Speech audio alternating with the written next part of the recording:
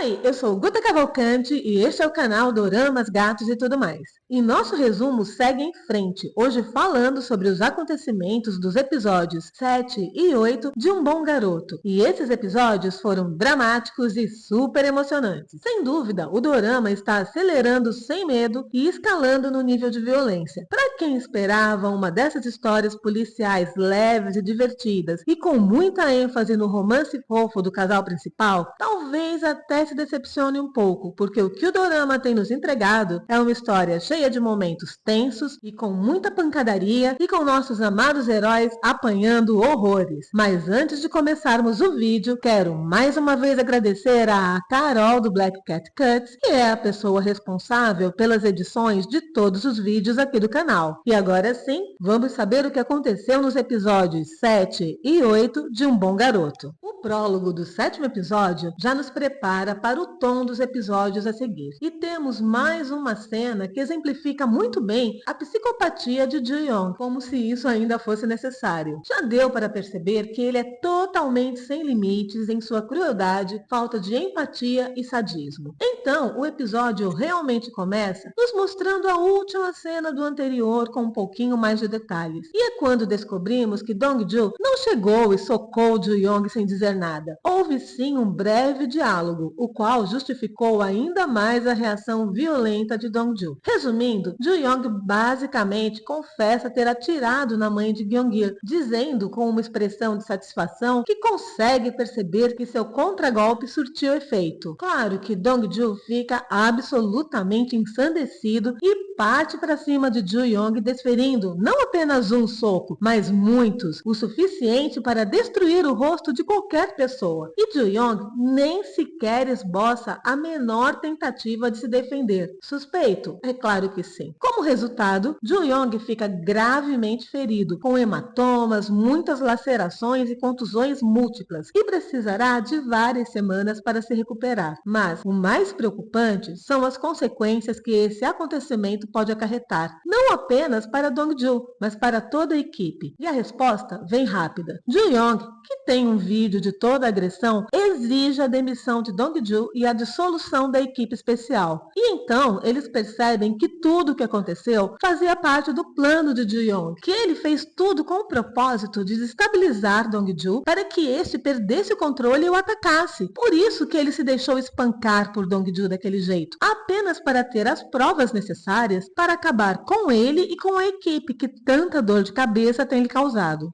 A boa notícia é que a mãe de Gyeong-il, apesar da gravidade do ferimento, continua na UTI, mas não corre mais risco de morte. E esse milagre só foi possível porque ela recebeu os primeiros socorros antes mesmo dos paramédicos ou da polícia chegarem. E adivinha quem foi a pessoa bondosa que salvou a vida da mãe de Gyeong-il? Ninguém mais, ninguém menos que a super vilã Kim Yona, a Satã. Apesar da tristeza com o possível fim da equipe especial, nossos heróis não desistem e continuam investigando, e numa espécie de corrida contra o tempo, tentam encontrar provas que incriminem Ju-young. Ele, após sair do hospital, se reúne com seus comparsas, e agora eles têm uma dinâmica de grupo, formam uma equipe de vilões nos moldes da nossa equipe de heróis, porém, claro que não tão bem intencionada. E essa aliança de vilões é formada por Baek, Léo, Satã ou Jong-gu, o técnico ou, mas é claro que no centro de tudo está o Min Ju-young. Juntos, eles formam um cartel que está controlando as gangues, o tráfico, o contrabando. É definitivamente um desafio enorme para ser resolvido por uma equipe que está prestes a se dissolver. Quando chega o dia da audiência disciplinar de Dong-ju para sua dispensa, já não há muita esperança de salvar a equipe. Percebendo isso, Dong-ju abandona a audiência e vai tentar reverter a situação à sua maneira. Com a ajuda do técnico ou, ele propõe a Ju-young que retire a exigência da dissolução da equipe e, ao invés disso, ele, Dong-ju, aceita levar o mesmo número de socos que desferiu em Ju-young. Claro que quem dá os socos não é Ju-young, mas sim o técnico ou, que também foi lutador de boxe, porém numa categoria superior. E nosso querido Dong-ju apanha um bocado, mas não abaixa a cabeça. E assim, a equipe especial é salva. Como Dong-ju não tinha para onde ir, está se abrigando na antiga academia em que treinava. estava, mas como Hannah estava procurando por ele em todos os lugares, ele acaba indo até a casa dela. Eles conversam um pouco e o episódio termina com um beijo, dando um momento de alívio bem romântico em meio à tempestade que se anuncia.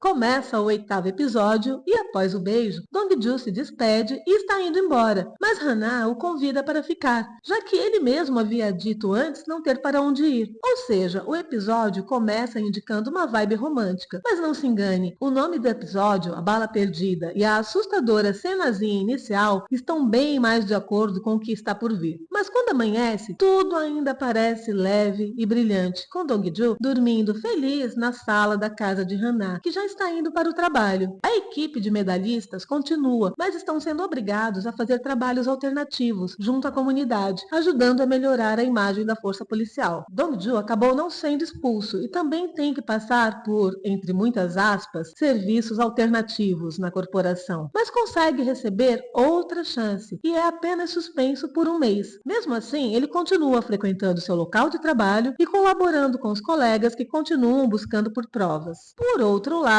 a Liga dos Vilões tem tido alguma dificuldade em entregar a mercadoria no prazo, graças às últimas intervenções da polícia, as prisões e as apreensões, que realmente causaram danos à operação. E no momento, eles precisam conseguir retirar uma carga que está no porto, mas estão com problemas para fazer a parte operacional funcionar. Claro que a carga que os bandidos querem retirar do porto também interessa aos nossos policiais, que precisam encontrar um meio de conseguir acesso aos contêineres. A oportunidade aparece quando descobrem que Manchik foi picado por uma formiga de fogo na última apreensão feita. Por se tratar de uma espécie venenosa, a vigilância sanitária é acionada e nossos heróis, dessa forma, conseguem investigar os contêineres disfarçados como agentes sanitários. Porém, enquanto procuram o contêiner com as drogas, acabam encontrando Satã, porque com a presença da vigilância sanitária e suas inspeções de quarentena, os vilões não conseguem retirar a carga de lá. Por isso, tiveram a mesma ideia dos heróis de se disfarçar de agentes sanitários. Satã consegue escapar, mas graças a esse encontro, a equipe consegue achar o local onde a droga contrabandeada estava, desta vez dentro de ursinhos de pelúcia. Então, a equipe retorna para a base felizes com a vitória, levando o container como um troféu. Após o jantar comemorativo, onde vai ficando cada vez mais explícito para toda a equipe e principalmente para Jong-hyun, que algo está acontecendo entre Dong-ju e Hannah, Jong-hyun convida e praticamente arrasta Dong-ju para morar com ele por um tempo. Dong-ju é literalmente obrigado a aceitar o convite, para não prejudicar a reputação de Hannah. E por mais frustrante que isso seja do ponto de vista romântico para a história, eu confesso que adorei, porque as interações de Dong-ju e Jong-hyun são puro ouro cômico e agregam leveza para a trama, ajudando assim a manter o equilíbrio entre a violência crescente dos embates e o lado mais divertido do drama. E essa convivência dos dois nos ajuda a conhecer um pouco mais sobre Jong-hyun e descobrir como foi o acidente durante a Olimpíada que causou o seu trauma e o fez perder o ouro. Jong-hyun também sabe que sua chance de ter Hannah de volta é praticamente inexistente. Ele até descobriu que ela deu o nome de Dog-ju para um cachorrinho perdido que apareceu na vizinhança dela. Não sei se acho isso um gesto tão romântico assim, mas está valendo. Enquanto isso, os vilões estão preocupadíssimos, porque não terão como entregar a mercadoria no prazo, já que a droga foi apreendida. E essa falha pode lhes custar muito caro. Mas Mi Ju-young tem um plano para pegar a droga de volta, antes que ela seja entregue no depósito de provas, de onde eles não teriam a menor possibilidade de recuperá-la. Para isso, ele só precisa saber a rota e o horário em que a droga será levada. E claro que com as conexões que ele tem, ele acaba conseguindo as informações de que precisa. Os 15 minutos finais desse episódio são dedicados à realização do plano de recuperação da mercadoria e envolve um túnel muito, mas muito longo mesmo, que é uma locação perfeita, claustrofóbica e assustadora. Temos também